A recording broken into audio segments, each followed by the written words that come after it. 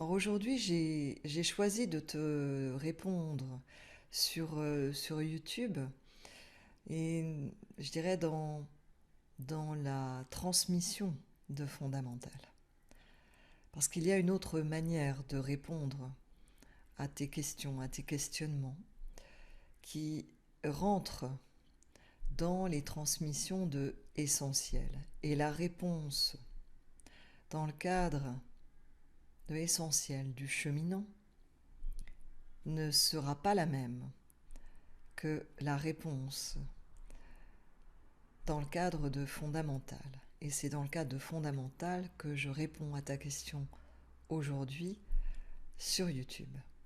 J'ai volontairement choisi cette représentation d'un labyrinthe, un labyrinthe dans cette image créée en pierre. Donc il y a une entrée que l'on perçoit tout en haut de l'image. Et puis ensuite, c'est un labyrinthe sous forme de spirale.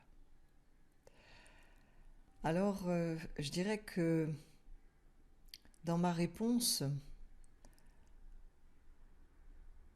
il faudrait imaginer qu'une fois que tu es rentré dans le labyrinthe, l'entrée se referme. C'est-à-dire que la pierre à l'entrée se rapproche des autres pierres et de ce fait qu'il n'y a en fait plus de sortie possible du labyrinthe. En tout cas, plus de sortie possible du labyrinthe sur le plan horizontal. C'est-à-dire, imagine que tu sois dans ce labyrinthe et que tu cherches la sortie.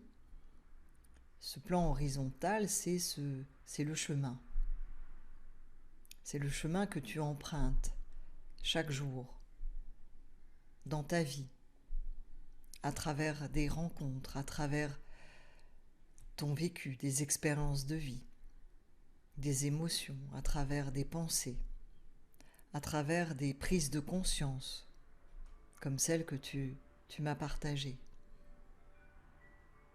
Tout cela, c'est le chemin de ta vie. Ce labyrinthe, c'est le labyrinthe de notre vie, de notre existence. Alors on va s'en tenir au niveau de l'existence physique, terrestre, dans cette incarnation-ci.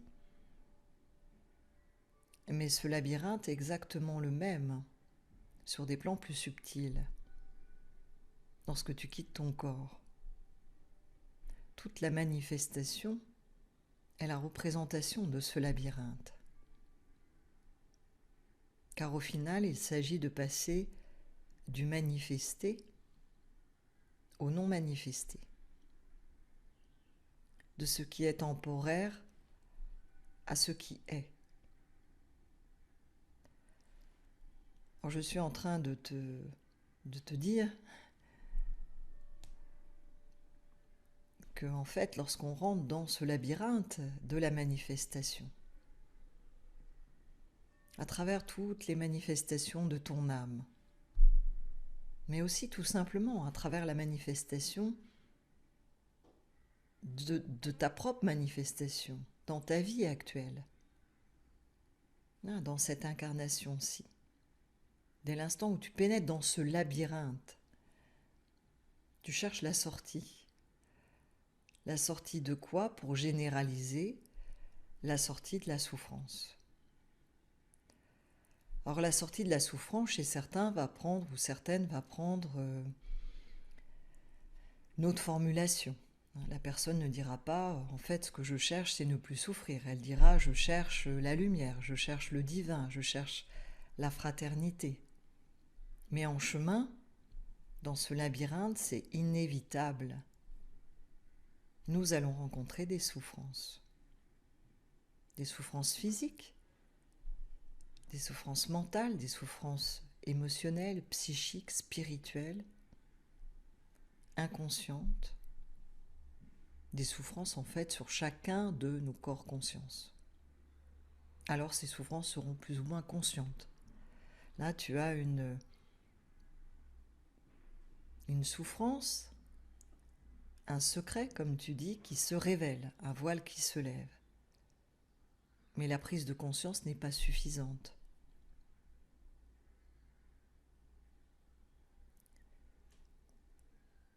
ce labyrinthe de la vie, représenté à travers cette image derrière moi,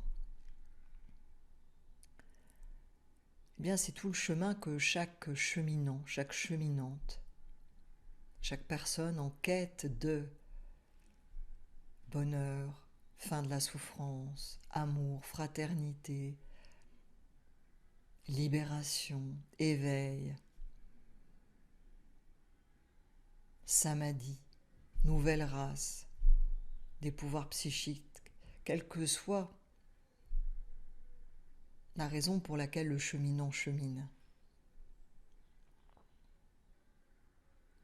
Eh bien, en fait, c'est un labyrinthe qui est fermé. Il n'y a pas d'issue possible. C'est la raison pour laquelle je te disais, la véritable image, hein, tu vois tout en haut, là au-dessus de moi, il y a une porte. Alors j'essaie de te montrer, voilà, la porte d'entrée, elle est là, voilà. Hein. Et là, tu rentres dans le labyrinthe. Mais dans la réalité, tu rentres dans le labyrinthe, tu te manifestes et pouf, la porte se referme. La pierre, elle revient à côté des autres pierres. Et en ce cas, alors, il n'y a plus de sortie.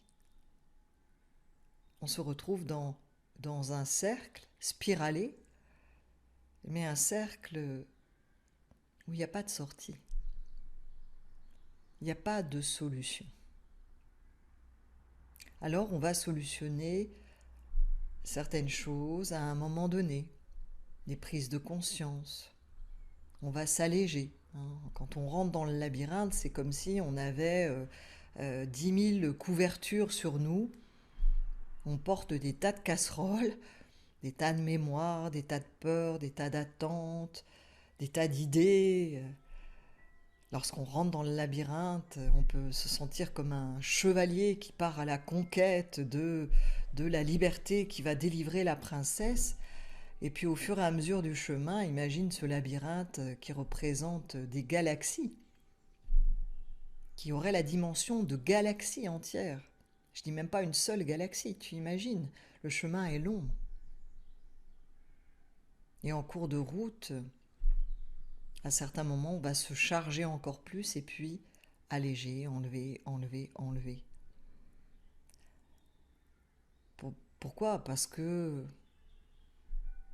bout d'un moment, regarde dans ta vie, quand une situation, au bout d'un moment, tu te rends compte que ça ne mène nulle part, même si tu vas continuer pendant un certain temps, parce que tu y crois encore, que tu essayes de nouvelles choses, de nouvelles tentatives, aussi bien de transformation de toi-même, de tentatives de transformation de toi-même, que des éléments extérieurs, des événements extérieurs ou des autres.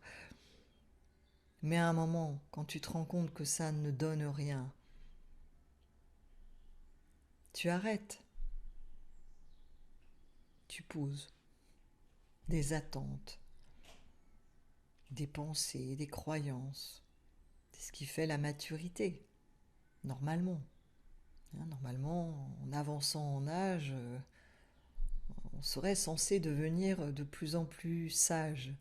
Je dis bien censé parce que ce n'est pas forcément le cas, bien évidemment.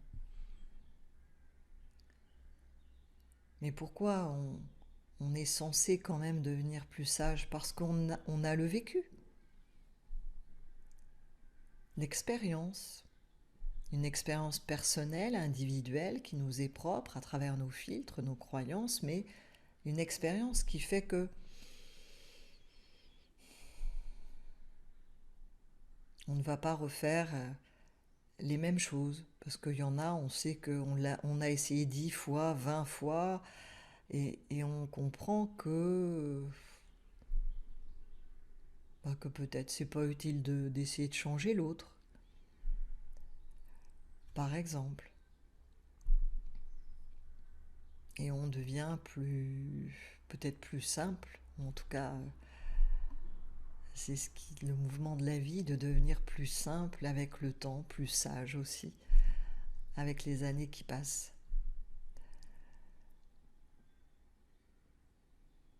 Et donc, au bout du compte, imagine que ce labyrinthe derrière moi mesure la taille, de notre galaxie. que c'est le chemin de ton âme à travers les réincarnations, sur ce plan-ci, mais aussi sur les autres plans. Tout le chemin de ton âme dans le cosmos, la manifestation de ton âme, de ta première manifestation, qui serait symbolisée par cette porte au-dessus que tu aurais franchie pour entrer dans le labyrinthe de la vie, de la manifestation.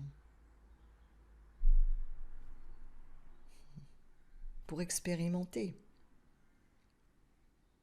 Et ça, je t'invite à revenir. Je sais que tu les suis, les partages sur le site, les portes de l'éveil formation. Qui va se manifester? Est-ce ce qui est ou toi? Et plus c'est toi, quand j'entends toi, c'est l'ego, le je, plus le chemin va être long. Et avancer en sagesse, je dirais, c'est faire place à ce qui est. Et alors, la sortie du labyrinthe est possible. Tant que c'est toi qui te manifestes,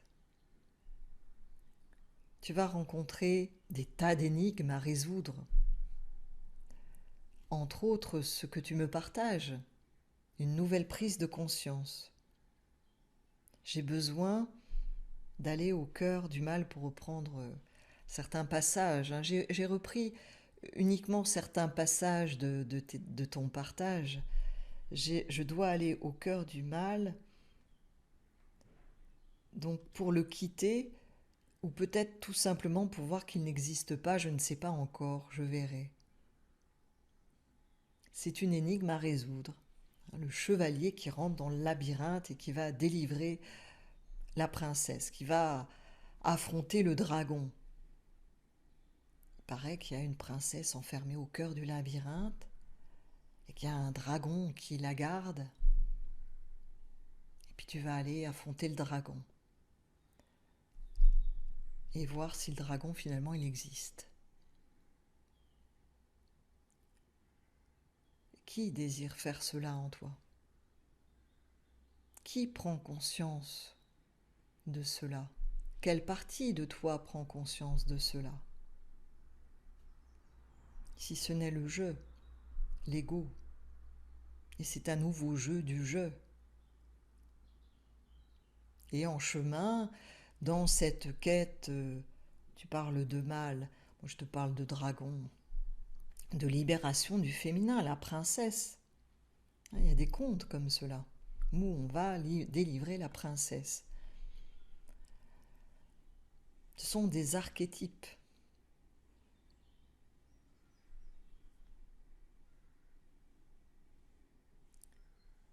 Ce dont tu parles là, c'est vraiment le chemin, le cheminant.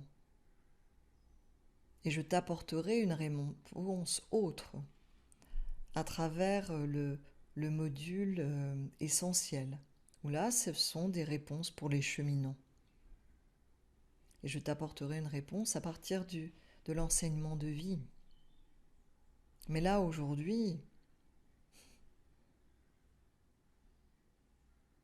je te parle à partir de ce qui est. Imagine que tu es un oiseau, survolant ce magnifique labyrinthe de pierres.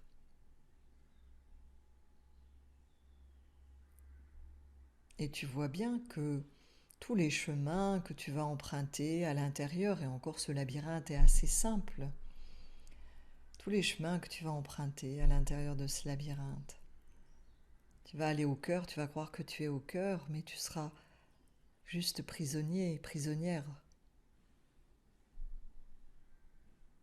Et il te faudra emprunter le chemin arrière.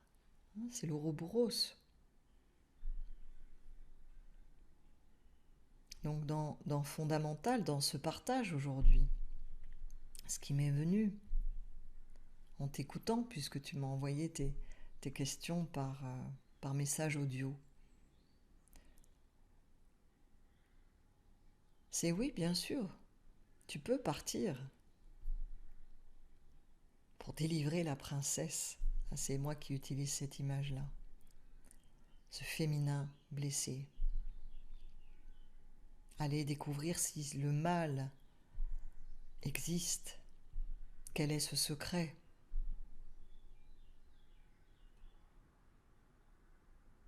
Mais ce n'est pas cela qui fera que tu vas sortir du labyrinthe. Que ce qui est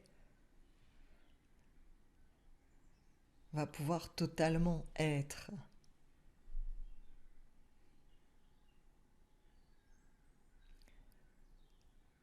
Tout ce qui en nous a un chemin, a un combat à mener, a un secret à dévoiler, a une expérience à vivre. C'est le jeu, c'est l'ego. Et l'ego ne peut pas être. Tant que l'ego est, ce qui est ne peut pas se révéler.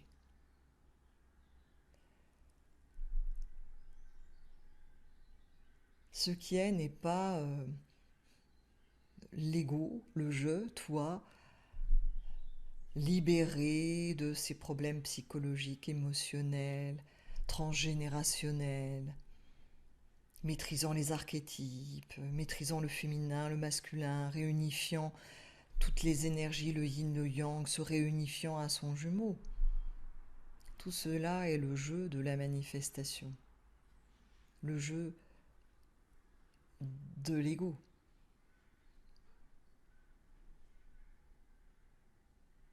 Donc, si tu veux continuer à travers ce labyrinthe, cheminer pour aller au cœur du mal, affronter le dragon, fais-le en conscience, en étant consciente que c'est toi qui veux continuer le chemin. Et que, une fois que le dragon sera découvert, que tu auras libéré la princesse, tu auras une nouvelle énigme à résoudre, un nouveau combat à mener, une nouvelle princesse à libérer ou un nouveau prince à chercher. Parce que ce labyrinthe, c'est celui de la manifestation. Et il est sans fin. Et il y aura toujours des combats à mener, toujours des princesses à libérer, toujours des dragons à affronter, toujours de la misère qui te heurtera, toujours des douleurs, toujours des joies, toujours des succès.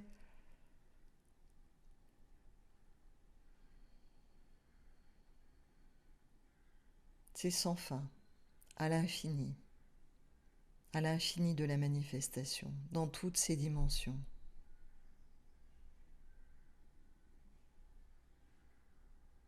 Alors où est l'issue? Ce n'est pas où la question, c'est quand. C'est maintenant, en l'instant, en chaque instant. C'est là, la porte de Dieu, qui est au cœur du maître du mouvement. Or, dans la matière, elle n'y est pas, il n'y a pas la porte. Si tu vas au cœur de ce labyrinthe, tu n'as pas la porte. Parce que la porte, elle n'est pas dans la manifestation.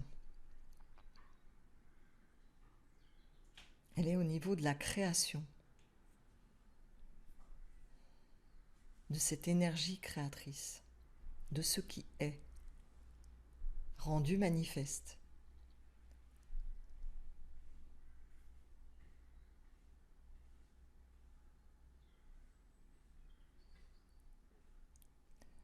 Alors je te propose une réponse autre. Une réponse autre que je mettrai en ligne peut-être plus tard.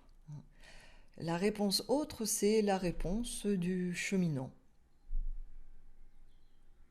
de celui ou celle qui a envie de cheminer et qui décide, après le partage que je viens de vous faire, qui décide quand même d'aller délivrer la princesse, d'aller affronter, d'aller comprendre le pourquoi du comment de la souffrance sur Terre, comment cela se fait-il, qui qui veut comprendre et qui veut quand même cheminer. Parce que ta question est très, très intéressante pour des personnes qui vont apprendre à lire les roues de naissance. Alors je ne sais pas si toi-même tu as prévu de continuer après.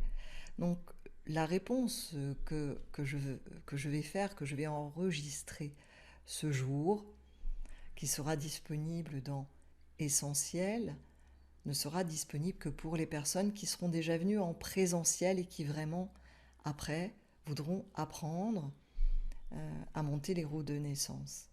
Parce que je ne connais même pas ta roue de naissance. Mais tes questions sont extrêmement intéressantes, enrichissantes pour des personnes qui vont être amenées à recevoir, comme je l'ai fait, recevoir des personnes en lecture de roue de naissance. Pour les illustrer l'importance de poser des questions avant une lecture de roue, l'importance d'entendre les réponses apportées par la personne. Alors ne t'en fais pas, il n'y aura absolument rien d'intime, de personnel, de transmis à travers ce partage, puisque de toute façon, je n'ai même pas ta date de naissance en, en main, je ne connais pas ta date de naissance. Et voilà, donc ça, ce sera une autre réponse à tes questions, mais plus tard, voilà. Parce que ça rentre dans la transmission là du chemin, c'est-à-dire de l'enseignement de vie, le tarot de vie, c'est vraiment pour les personnes qui sont rentrées dans le labyrinthe et qui aspirent à trouver la sortie mais qui ne savent pas comment. Et donc ces personnes vont avoir, j'espère d'ici quelques années, lorsque j'aurai pu transmettre cette connaissance, à pouvoir avoir recours à des praticiens en lecture de roue de naissance, des praticiens en lecture du tarot de vie, en nombre de vie, et aussi des accompagnants de vie qui les aideront dans ce cheminement à travers ce labyrinthe de la vie. Et tu verras, si tu poursuis, en tout cas pour les personnes qui poursuivront, à quel point en même temps c'est simple, et le fait d'accéder vous-même à cette connaissance, même si, ben oui, vous êtes toujours dans le labyrinthe, ça va aussi vous aider vous-même en tant que praticien en lecture de roue, en tant que praticien en tarot de vie, en nombre de vie, à lâcher les, toutes les casseroles que nous traînons derrière nous, toutes nos tonnes de peaux de bêtes, euh, de, de pulls, de couvertures, de tout ce qu'on amoncelle depuis notre première manifestation, pour tout simplement laisser place à ce qui est. Alors j'espère que cette réponse d'aujourd'hui t'apportera quelques éclaircissements. Si vous avez des questions, eh bien n'hésitez pas, vous aussi, transmettez-moi vos questions ou par WhatsApp, ou par SMS, ou par email. Alors, je ne réponds pas forcément à toutes les questions, en tout cas pas forcément en l'instant, là c'était l'occasion. Et je me réjouis de vous retrouver soit à travers les transmissions en ligne sur le site Formation Les Portes de l'Éveil, soit à travers des ouvrages que j'ai écrits ou du tarot de vie, et peut-être, qui sait, j'espère bientôt à travers un présentiel ou un live. Je vous souhaite une belle journée en conscience. Ariom Tatsat.